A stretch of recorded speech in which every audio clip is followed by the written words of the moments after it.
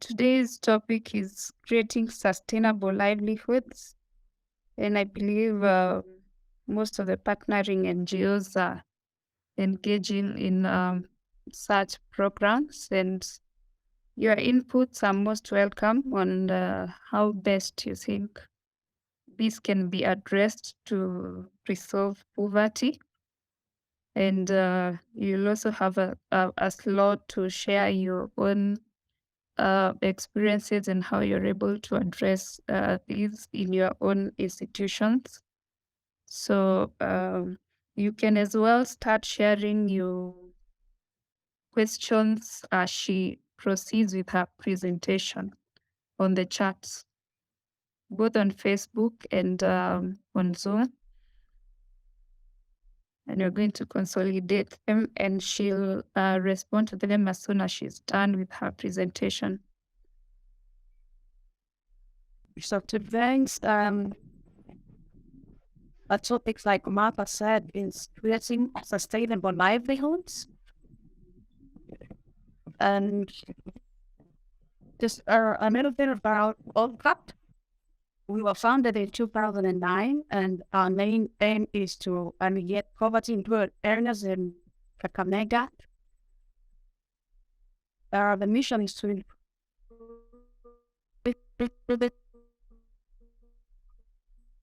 the quality of life in rural Kenya. And why do we deal with people in rural Kenya is because in the rural areas, we have very few opportunities.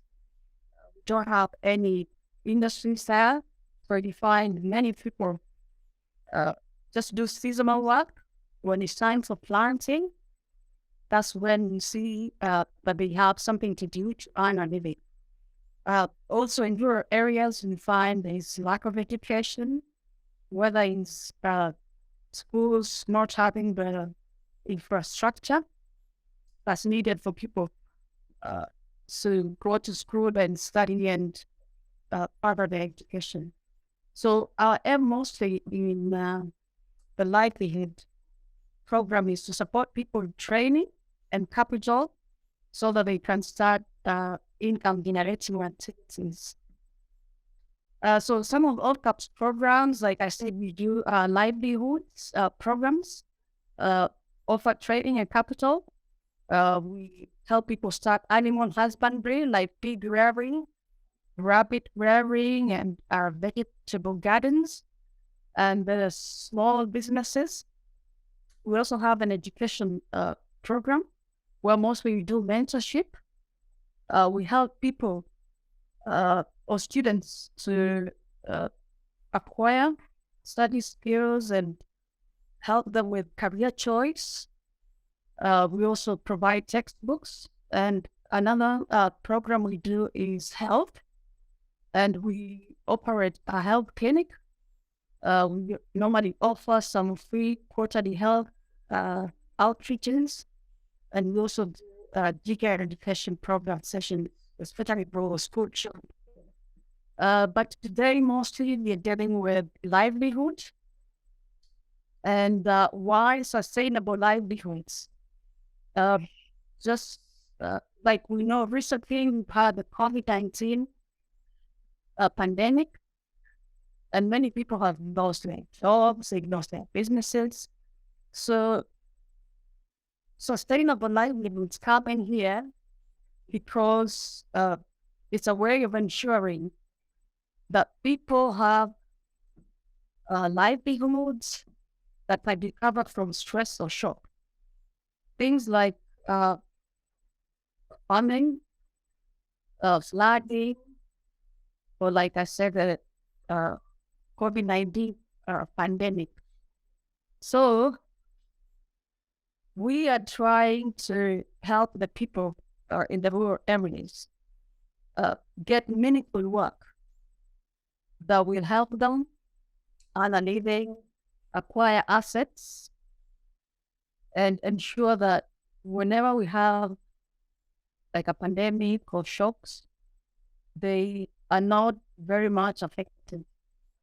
So how we have done this in our livelihood programs we have mostly partnered with Cooperative University of Kenya to create a livelihood training curriculum for livelihood beneficiaries.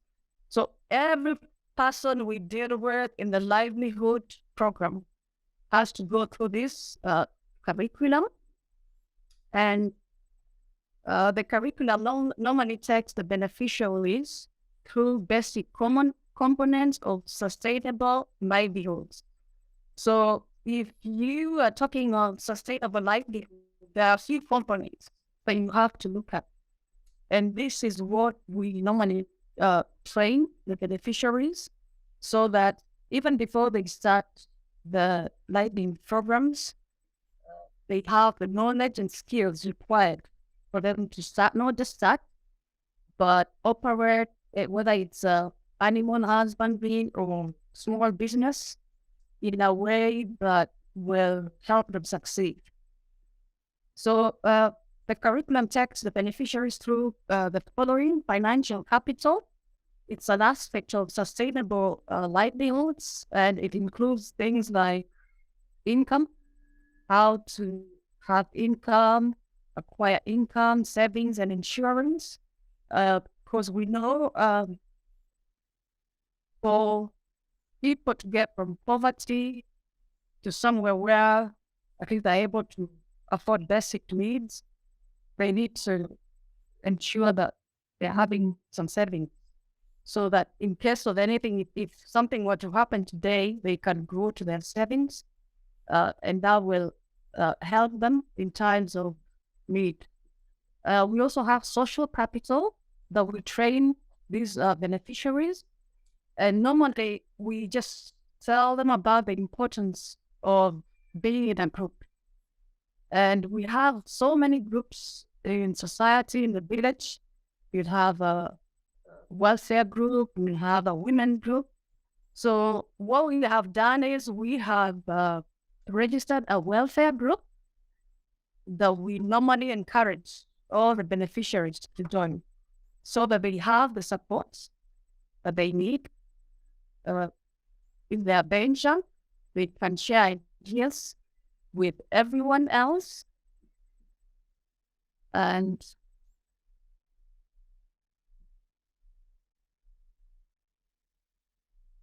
that it can help them when they start their livelihood programs. We also have the physical capital that we normally ensure that beneficiaries know about. And physical capital is something like livestock, equipment, and if you look at later, I'll be talking about the green grocery women. Many of them have invested in livestock. So that's a physical capital. It's not just about having a green grocery business, but we have empowered them to get things like piglets or pigs, chicken, so that these contributes towards their sustainability when it comes to livelihoods. We also have human capital that we normally train or emphasize that the beneficiaries know about. And human capital has to do with access to land and water. So in the village, traditionally in many African countries, you find that it's men who are supposed who own land, or many of the title deeds will be in the man's name. So we are trying to advocate for the women that we work with, beneficiaries, training them to be able to also seek their rights.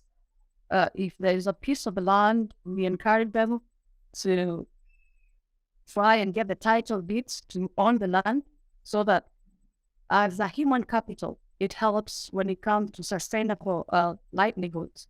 If the lady has, or the woman has a title deed, she'll be free to till the land,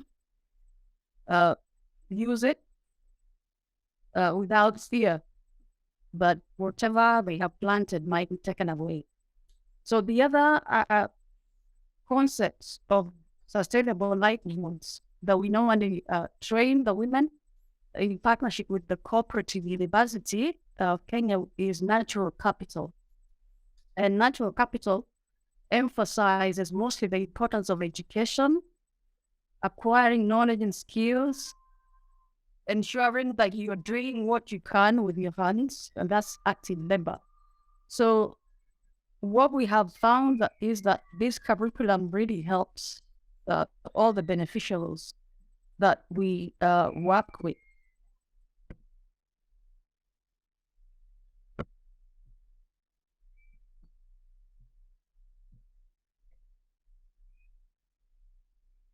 Okay, the other concept that we uh, integrate in our programs is mentorship with successful local business people, uh, especially the women bakers, women greengrocers and bakers.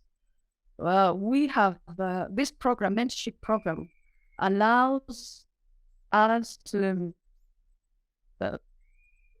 organize meetings so that these new beneficiaries are able to meet the local business people, interact with them, and be mentored. Because the successful local business people know the area very well.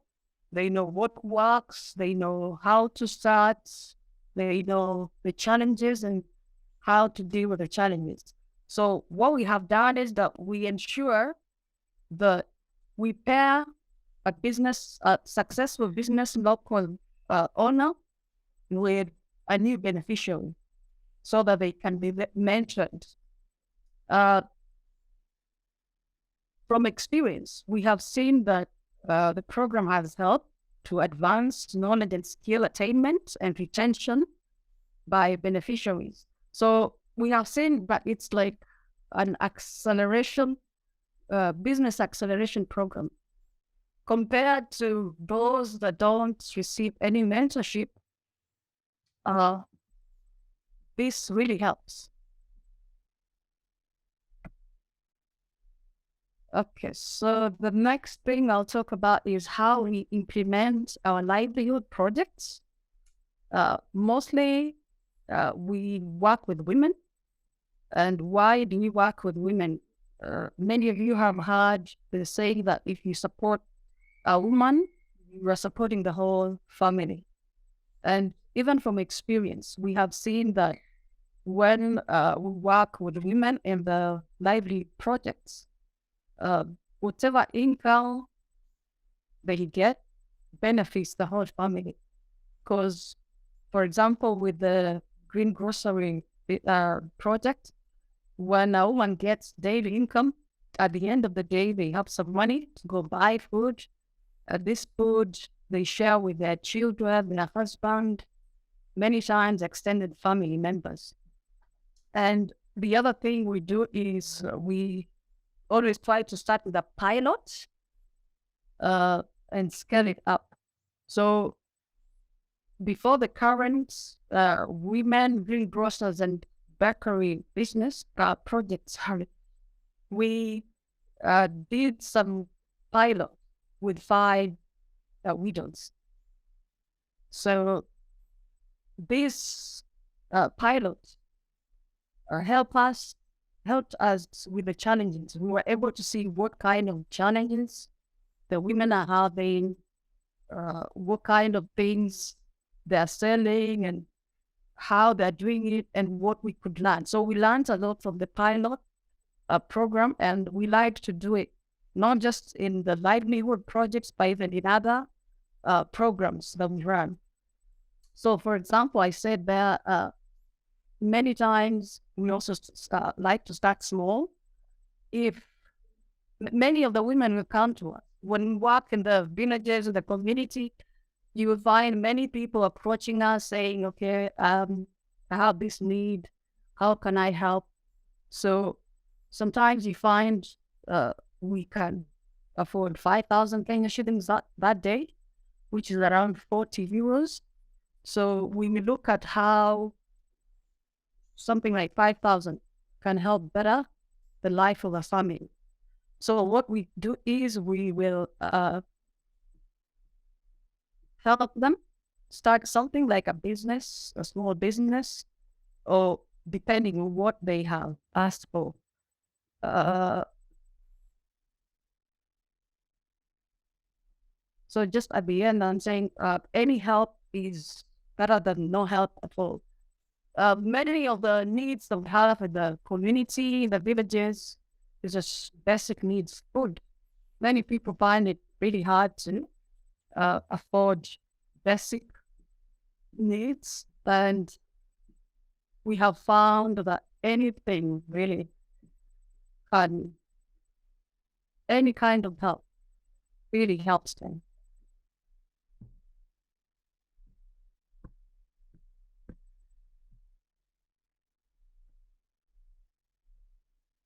Okay, so just to go on to the Women Greengrocers and Bakers project that we are currently implementing. We started the project in June 2022. We support 10 women. We help them start small greengrocery and bakery projects, businesses. 7 of the women are school dropouts and 3 are single mothers.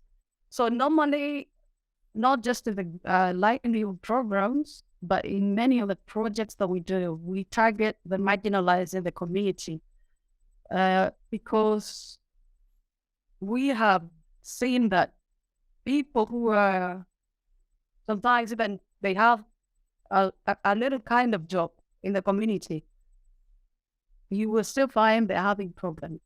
So we normally see that the marginalized really, really have it hard. So those are the people we try to work with, people who are like single mothers, school dropouts, those with a disability, because many times they don't have the skills to look for professional employment. Many times they don't have the capital to start a business to help them. So who are the beneficiaries? 3 dropped out of secondary school, 4 dropped out of primary school, and 3 women completed secondary school but lacked funding to further their studies. These are the women that we are working with currently in the Women Greengrocers and Bakers project. So how have we supported these women? First of all, we really emphasize training the beneficiaries. So I've talked about the curriculum that we have with the cooperative university. So that one really helps them to learn about sustainable livelihoods. But after they have learned that, we also get a specialist, like in this picture, we have Mr. Niano here, a livelihood specialist, who has trained these women from the beginning in the best practices of running a business. So some of the topics they've learned about is how to create a business plan. So before they started their businesses, they had to come up with a business plan. And they were shown how to create this business plan. They also get to learn about budgeting, how to budget, how to price their produce. Many of these women have never run a business before, so they will have no knowledge or skills on how to do it. So it's important for them to be trained on stock taking, on marketing, and especially with the greengrocery, many of the items are perishables. So we have had to train the women on stock taking. If you bring in, let's say, oranges, let's say you are selling 20 oranges and you've sold 16, you've got 4 left, you're going to bring new stock. So we remind them to ensure that the old stock is sold fast before the new stock. We also support the women with monthly visits from a business development officer who will go around, look at the books, ask for any needs and try to offer assistance. We also carry out regular needs assessments to identify training needs and knowledge gaps before we carry out training. Just an example, many of the women really needed help with bookkeeping.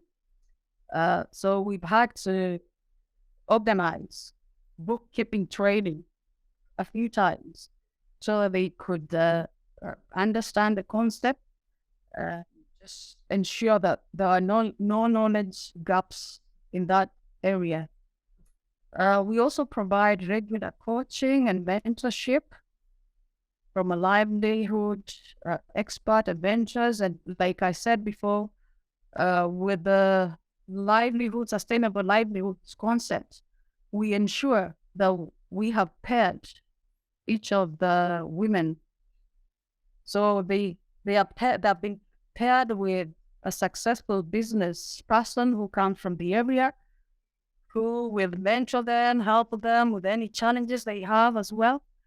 And we have seen that has helped. We also do weekly visits, especially to the shops where these women are selling their items. And then sometimes they also come to near our office. And we have learned that it's really helpful because each of the beneficiaries will talk about what they're going through, any challenges, and many times another beneficiary will be like, "Oh, I went through that, I did this and this helped, so you can try this." So we encourage the beneficiaries to share knowledge, experiences, challenges, and solutions so that they could help each other. Then what has worked so far with the women greengrocers and bakers? At the beginning, we thought the women, when we told them about the project, and many were interested even before the project started. Many had chosen greengrocery, some had chosen bakery businesses, but as time went on, they realized that they could do both. They didn't need to stick to one. And the main reason is because the women discovered that mostly in the areas where they sell the products, things like bakery products like bread or mandazi, which is donuts, and chapati is mostly consumed in the morning. So they decided if they were just to do bakery only, then they would be missing out on the other customers. So most of the women greengrocers and bakers have decided to sell bakery products in the morning and then go to things like fruits and vegetables in the afternoon and evening. Yeah, because they realize choosing one type of food means, mostly selling bakery products, very busy in the morning. Because in the area, that's when people consume like bread, donuts, and then in the afternoon or evening, they would sell their greengrocery stuff. So you can see in the picture there, that's examples of the Kenyan donuts called mandazi that many of the women sell. And I just have given an example of one of the women called Praxidis. So in the morning, we have many motorbike taxis in the area where she lives. So what she normally does is bake the green mandazis, or which they normally put them in this bucket. I don't know if you can see this bucket. You can see there is a mandazi there. So what she would do is she'll target the motorbike taxis they're normally very busy in the morning, and you'll find around 7, many of them are congregated where she is buying the mandazi and tea. So that's a good way of getting customers.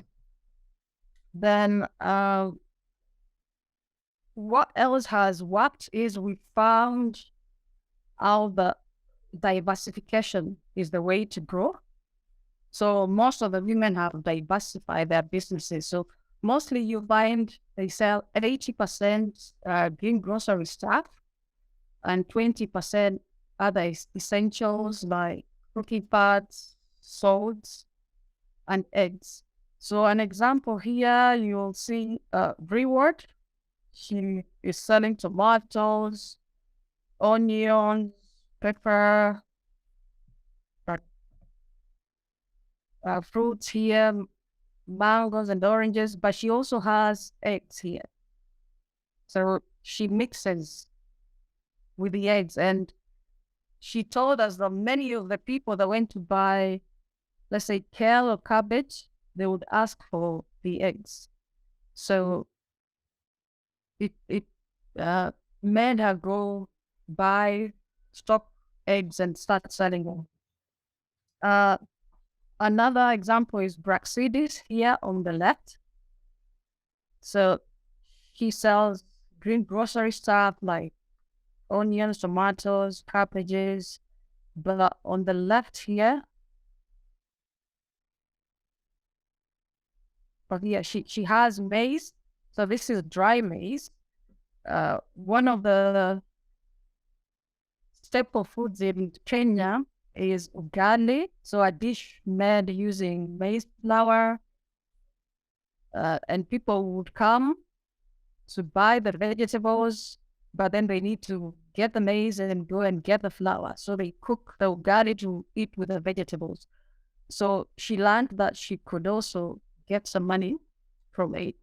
You can also see some charcoal to the left. So many people do not have a way of preparing their food. In the villages, many people use firewood or charcoal. So she has also stocked some of the charcoal. Another example of diversification is Jackie here. You can see she's selling onions, tomatoes, and some fruits, but she's also selling cooking oil. Yeah, because she told us where she's operating the business. Some of the shops that sell, let's say, cooking oil are far, so people would to buy it from her. Then what has worked as well in diversification? Someone like Mabel here, after she started the business, people were asking,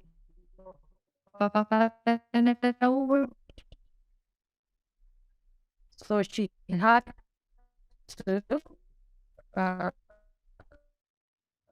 try and get a stock from her profits. So when they buy, they are able also to buy the firewood.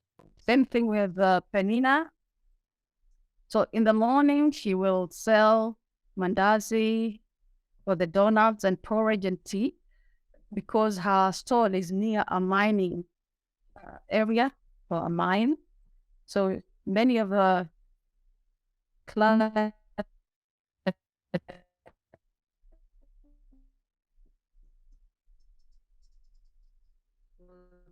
come to buy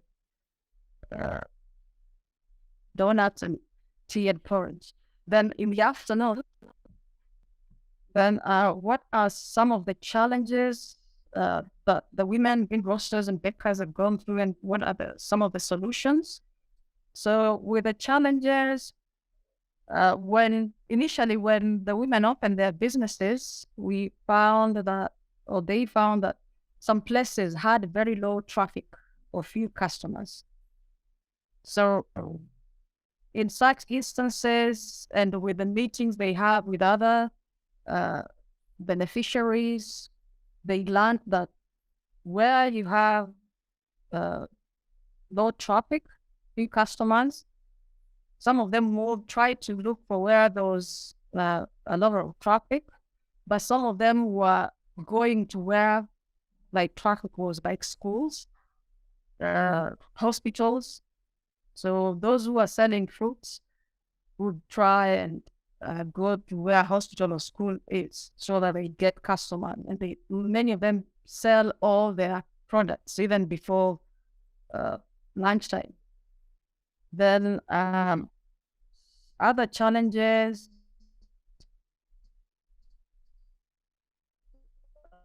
like slow growing stock.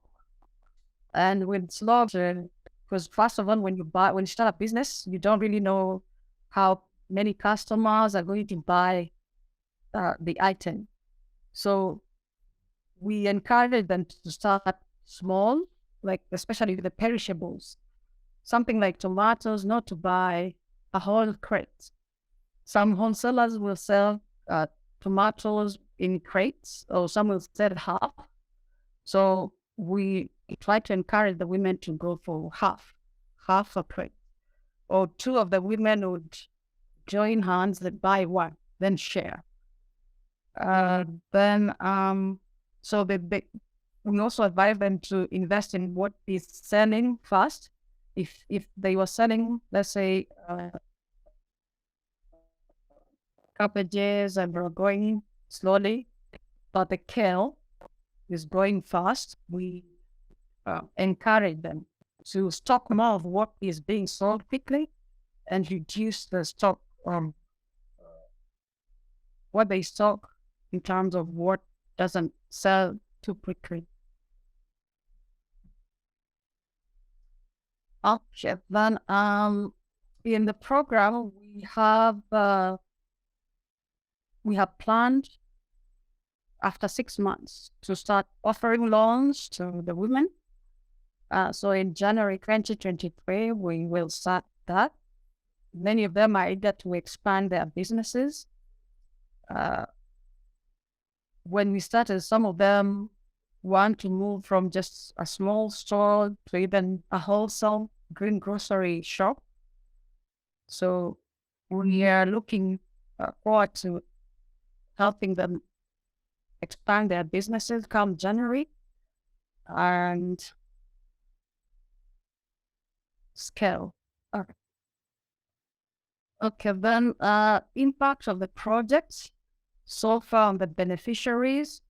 So what we have found out is that just the first week, many of the women had really difficulty getting basic needs like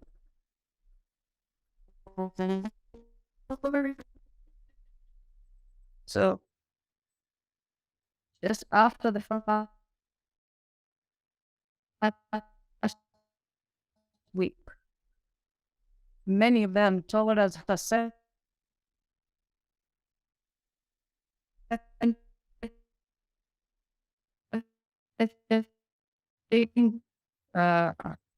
products or items, like say they getting like 2,000. Some of them, that was not Penina. She completed secondary school, but did not have funds to go for further studies. Had no job, had no income, because in the village, really, many of the jobs that are available are seasonal manual work, like preparing the land for planting or weeding. After supporting her to start a business in July 2022, he earns daily income right now and uses some of the profits to buy nutritious food for herself. And she even told us that she has seen an improvement in her health because she can now eat some fruits, healthy food, and nutritious, balanced food. So she has seen an improvement. And Penina has also started saving, just like all of them after being trained. And she's looking forward to investing in another small business with her savings. Then the other beneficiary is Reward. She has a 2-year-old child. As she told us before the project started, she had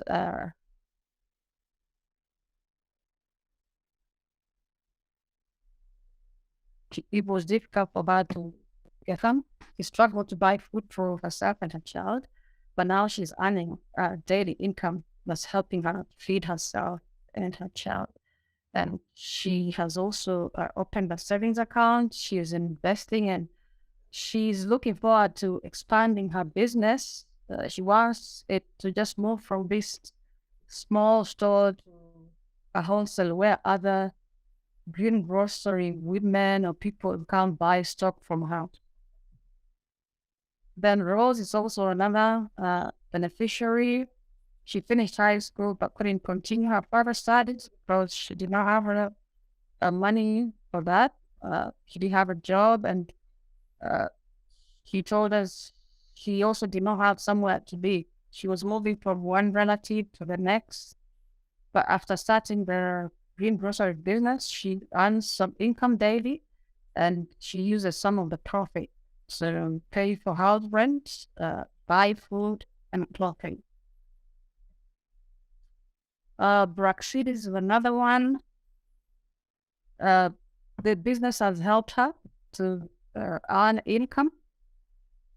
Especially recently, she told us her mother was ill in hospital, and she said if it wasn't for the business, she doesn't know what would have happened to the mother. So she is grateful for the greengrocery business that has helped her to earn income and afford basic needs like food and healthcare. Okay, Brexit is another one. Single mother of three, finished primary school, couldn't go to high school because of the lack of school fee. Started a business, and she's doing very well. She says she is able to earn income to buy nutritious food for her children and school fee. And she's told us that she is doing so well. When the business started, we encouraged the women to look at the capital we give them like a loan, so that they work towards getting the money that they invested in the business. So recently she's told us she's already got all the money that she invested in the business back, and she could even give the money to start something else and still continue with her business. So her business is doing very well. Then Mabel also is a school dropped out in from three. She's a mother of three, did not have a job or income, and the greengrocery business has helped her to earn income, and she is able to afford food and medical bills. Recently, she told us about her brother getting ill and not having money. So she was able to help her brother buy drugs because of the business. So she is grateful for that as well. Jackie also dropped out of primary school. Didn't have a job. She's a mother of 6 children, and she said it was a challenge to feed her family, all the 6 children. Sometimes she had to look for something and give it to the children, then go to sleep on a hungry stomach. But now she says the greengrocery business has helped her earn income, and the income is helping her afford basic needs like food, shelter, and medical care. Nora is another one, beneficiary, a mother of 3, also dropped out of school, didn't even finish primary school. When we met her, she was jobless and had no income, but the greengrocery business has helped her to earn daily income that she uses to buy food for her family and clothing. And she also told us she used to use a kerosene lamp. So in many places in the village, people use a kerosene lamp And she told us many times before she started the business, she didn't even have money to buy kerosene because the kerosene lamp uses kerosene. And sometimes the children couldn't do their school homework because of that. And the smoke also affected the children, and sometimes they used to develop coughs. But after starting the business, she says she was able to purchase a solar lamp. She said she bought it for 2,000, and right now she's got, she's using green energy. The kids can always do their homework because where she lives, the sun shines every day. There is no winter there where the sun is not shining. The Lillian also can feed her family of 3 after starting the business, earns a daily income that helps her. And same with another Lillian too, a single mother of 2, dropped out of school in Form 2. She was jobless. She had no income and it was challenging for her to buy food for herself and her family. But now she's able, after starting the business, she's able to use some of the profits to feed her family and take them to hospital when they're sick. So from the training, many of the beneficiaries are investing in assets. And we have seen that livestock is very popular. So many of the women are investing in livestock. We just saw that livestock is physical capital and something that can help the women on their quest to move from extreme poverty to somewhere where they are able to acquire assets. So an example here is Mabel. So after she started her business, she said she got some profit and she has already invested in a piglet. And she's planning to rear the piglet to maturity and hopes to sell it at a good profit. Penina here on the right also used some of her profits to buy 2 piglets. So she says she's rearing them and she hopes when they are mature, she can sell them and use the proceeds to start another business. So just to summarize, we have seen the project is changing the lives of many of the women.